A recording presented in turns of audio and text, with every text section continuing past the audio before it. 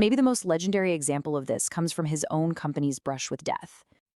When Steve Jobs came back to Apple in 1997, the company was basically on life support. It was just drowning in a sea of its own products: printers, scanners, countless different computer models, and all of them were mediocre. Apple was the perfect example of a company that was incredibly busy, but completely ineffective. So, what was Jobs' first move? It was surgical and it was brutal. He took a giant axe to 70% of Apple's entire product line. Just think about that.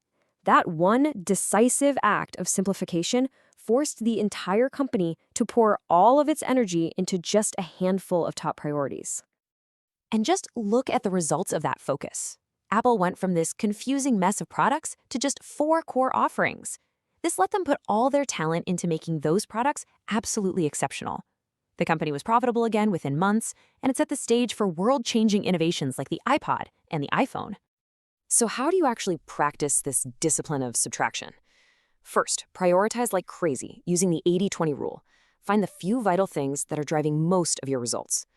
Then, create a stop-doing list. Be relentless about cutting out low-value tasks. Empower your team to simplify their own work.